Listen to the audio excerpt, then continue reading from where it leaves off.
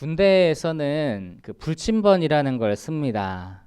한밤중에도 적의 공격이나 아니면 무슨 일이 일어날지 알 수 없기 때문에 한밤중에도 경계를 늦추지를 않습니다.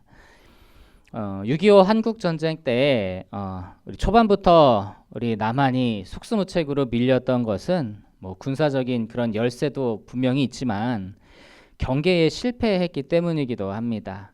당시 이제 국군 병력 반 이상이 농번기 등의 이유로 휴가를 가서 제대로 경계나 대응을 할 수가 없었어요. 그래서 그것이 초반 패퇴의 결정적인 그런 원인이 되었습니다. 오늘 본문에서도 경계에 실패한 사람들을 볼 수가 있습니다. 다윗은 이제 자신을 따르는 아비새와 함께 둘이서 한밤중에 그 사울의 진영을 찾아갑니다. 그리고 사울의 창과 물병을 몰래 가지고 나와요. 그러니까 다윗이 버젓이 당당하게 사울 곁으로 들어갔다가 나올 수 있을 리가 없지 않습니까? 또 어떻게 다녀왔는가? 당시 군사령관 아브넬과 그리고 휘하의 모든 병사들이 깊이 잠이 들었어요. 그래서 다윗이 사울 곁을 다녀갈 수가 있었던 겁니다. 그러니까 완전히 경계에 실패를 한 거죠. 아브넬은 그것 때문에 이제 다윗에게 책망의 소리를 듣고 있습니다. 자, 우리 15절과 16절 말씀 같이 한번 보시겠습니다. 15절과 16절 같이 보시겠습니다. 시작. 다윗이 아브넬에게 이르되 내가 용사가 아니냐? 이스라엘 가운데에 너 같은 자가 누구냐? 그러한데 내가 어찌하여 내 주 왕을 보호하지 아니하느냐? 백성 가운데 한 사람이 내 주 왕을 죽이려고 들어갔었느니라. 내가 행한 이 일이 옳지 못하도다. 여호와께서 살아계심을 두고 맹세하노니 너희를 주를 보호하지 아니하였으니 너희는 마땅히 죽을 자이니라.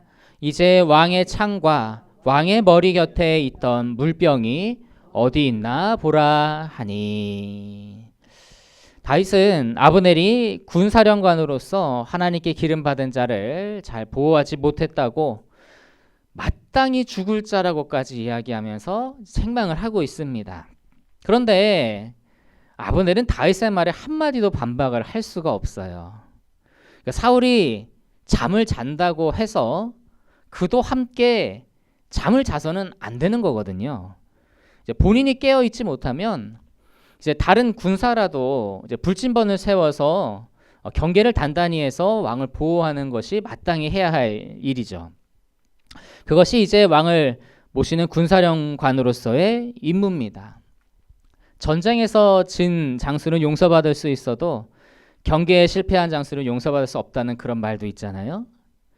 그러니까 그가 깨어 있어야 할 때 깨어 있지 못하여서 다윗에게 매우 수치스러운 그런 책망을 듣고 있는 겁니다. 쥐구멍이라도 있으면 들어가고 싶겠죠. 모든 그 병사들 앞에서 대장이 이렇게 망신을 당하고 있으니까요.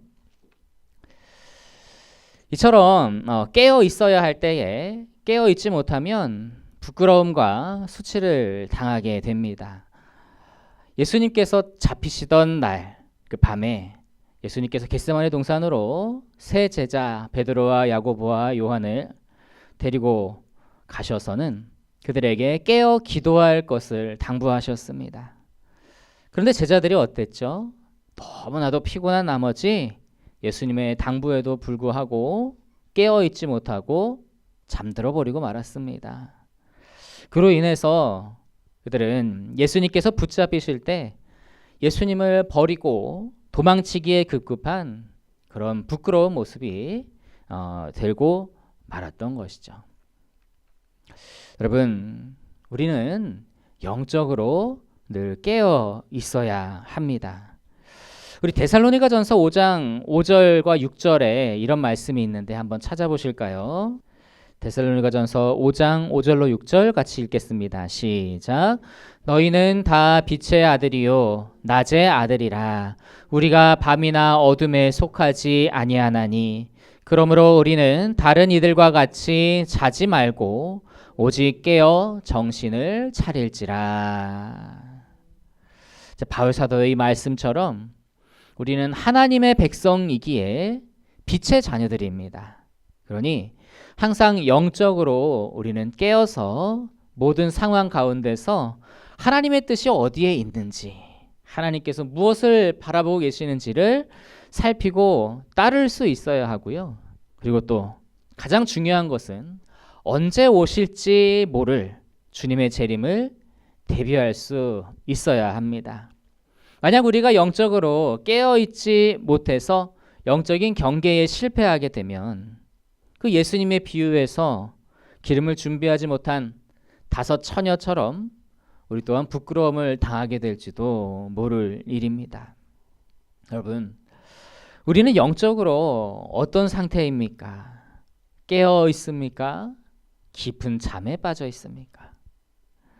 늘 말씀과 기도, 이 예배, 찬양, 이런 우리의 영적인 일들이 활발하게 이루어져서 그것으로 우리의 영혼을 계속해서 깨워나가는 우리 모두가 될 수 있기를 간절히 소망합니다. 그래서 주님 앞에서 우리가 잠들었으므로 부끄러운 것이 아니라 당당함으로 깨어서 나아가는 우리 모두가 될 수 있기를 간절히 소망합니다. 이 아브넬의 경계 실패를 책망하는 그 다윗에게 아무런 말도 못하고 있을 때에 이 사울이 다윗의 목소리를 알아차립니다. 다윗은 다시 한번 사울에게 자기의 무죄에 대해서 이야기를 하고 있어요. 자, 우리 18절과 19절 말씀 같이 보시겠습니다. 본문 18절 19절 말씀 우리 같이 읽으시겠습니다. 시작. 또 이르되 내 주는 어찌하여 주의 종을 쫓으시나이까? 내가 무엇을 하였으며 내 손에 무슨 악이 있나이까? 원하건대 내 주 왕은 이제 종의 말을 들으소서.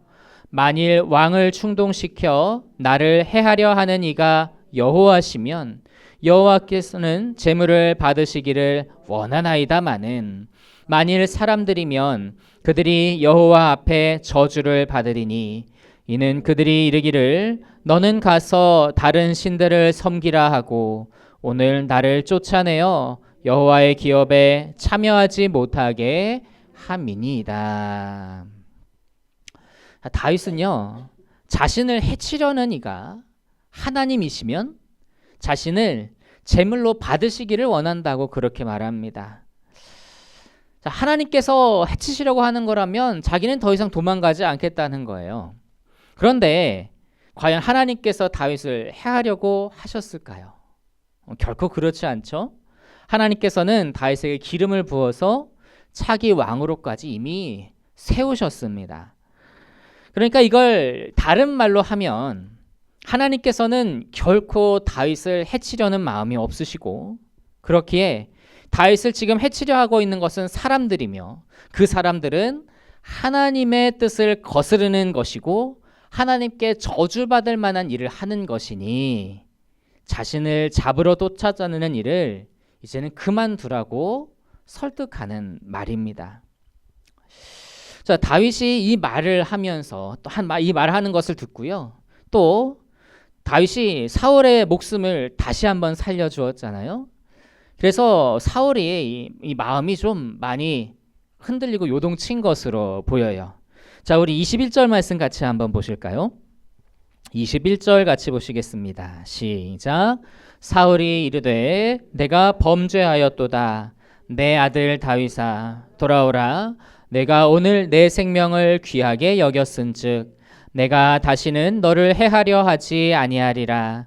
내가 어리석은 일을 하였으니 대단히 잘못되었도다 하는지라. 자, 사울은 다윗에게 내가 다시는 너를 해하려 하지 않겠다. 내가 어리석은 일을 했다. 내가 대단히 잘못했다. 이런 말들을 연이어서 하고 있어요. 자, 사울이 자기 잘못을 이렇게 막 인정하고 있는 게 우리 보기 참 어색하죠. 그동안 그렇게 다윗을 괴롭게 했는데 이렇게 쉽게 자기 잘못을 인정을 할까? 그런 생각이 듭니다. 그러니까 다윗을 달래서 내려오게 한 뒤에 사로잡으려는 그런 계략이 아닐까 그런 마음이 들 정도죠. 자, 그런데 그런 것까지는 아닌 것으로 보여요. 자, 사울의 다음 말을 한번 보시겠습니다. 우리 25절 같이 보시겠습니다. 25절 함께 보시겠습니다. 시작. 사울이 다윗에게 이르되 내 아들 다윗아 내게 복이 있을지로다. 내가 큰 일을 행하겠고 반드시 승리를 얻으리라 하니라. 다윗은 자기 길로 가고 사울은 자기 곳으로 돌아가니라. 사울이 다윗을 향해서 내가 반드시 승리를 얻으리라 라고 이렇게 지금 축복의 말을 하고 있죠. 사울이 이런 말을 한 것은 굉장히 놀라운 일입니다. 사울이 이번 사건을 통해서 한 가지 크게 깨달은 사실이 있을 거예요. 그게 무엇이냐면 바로 하나님의 그 섭리에 대한 겁니다. 하나님께서 다윗이 이스라엘의 왕이 되게 하실 것을 작정하셨기 때문에 아무도 그것을 바꿀 수 없다라고 하는 것을 사울이 깨달았다는 거죠. 그동안 사울은요, 이 다윗을 내가 죽이기만 하면 그 하나님의 뜻이 무산될 것이라고 생각을 했습니다. 자기 왕위를 공고하게 세우고 그 왕위를 자기 자식에게 물려줄 수 있을 줄 알았어요. 그래서 다윗을 잡는데 더 혈안이 되었던 거죠. 그래서 이제 정예군을 동원해서 다윗을 막 몰아세우고 어떤 때는 다윗을 거의 다 잡았던 그런 적도 있죠. 그런데 그때마다 번번이 다윗을 잡는 일에 실패를 하고요. 도리어 2번이나 다윗에게 생명의 빚을 지게 되었습니다. 그제서야 이제 하나님께서 작정하신 일은 자기가 그리고 사람이 마음대로 바꿀 수 없다라고 하는 것을 깨닫고 다윗을 축복하고 있는 것으로 볼 수가 있습니다. 하나님께서 작정하신 일은요, 아무도 바꿀 수가 없습니다. 사울이 그랬던 것처럼 인류는 자기 지혜로 하나님의 계획을 무산시키려고 많은 노력을 기울여 왔습니다. 그 대표적인 게 바벨탑이에요. 하나님께서 아담과 하와를 창조하시고요, 온 세상을 그들에게 위탁하시면서 무엇라고 말씀하시냐면 생육하고 번성하여 땅에 충만하라 라고 말씀하십니다. 이게 인류를 향한 하나님의 뜻이에요. 그 땅을 충만하게 채우고 번성하라는 것. 그런데 바벨탑에 모인 사람들은 그 뜻에 반하는 그런 사람들이었어요. 자, 우리 창세기 11장 4절 같이 한번 보시겠습니다. 창세기 11장 4절 말씀 우리 같이 읽어보시겠습니다. 시작. 또 말하되 자 성읍과 탑을 건설하여 그 탑 꼭대기를 하늘에 닿게 하여 우리 이름을 내고 온 지면에 흩어짐을 면하자 하였더니. 이 바벨탑 사건은 온 땅에 흩어져서 충만하게 되기를 원하시는 하나님의 뜻을 정면으로 반대를 해서 하나님의 뜻을 무산시키려고 했던 그런 사건이었습니다. 그런데 그들의 결과가 어떻게 되었죠? 하나님께서 그들의 언어를 혼잡하게 하셔서요, 그들의 계획은 한순간에 허사가 되고 말았습니다. 이처럼 사람이 아무리 연합을 하더라도 그 누구도 하나님의 계획은 방해하거나 막을 수가 없다는 겁니다. 그러니 여러분, 하나님이 온 세상의 주권자이심을 믿고 하나님의 뜻을 따르기로 결단하는 자 여러분이 되어야 할 줄로 믿습니다. 현대 많은 사람들은 첨단 과학이 발전하면서 인간의 지혜가 정말 하늘 끝까지 다다랐다고, 창조주의 영역도 곧 정복할 것이라고 그렇게 생각합니다.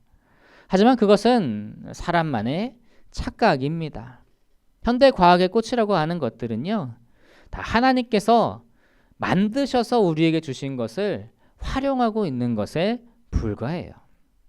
과학을 맹신하고 있는 것도 사실 큰 교만이라는 거죠. 다른 모든 일도 다 마찬가지입니다. 뭐 아무리 많은 재물이 있어도 온 세상의 사람을 내가 다 임의로 동원할 수 있다 할지라도 하나님의 뜻과 계획을 능히 방해할 수는 없습니다. 아무도 하나님의 뜻을 바꿀 수 없다는 겁니다. 그러니 헛된 마음을 품지 말고 오직 하나님의 뜻을 따라가는 저 여러분이 되실 수 있기를 간절히 소망합니다.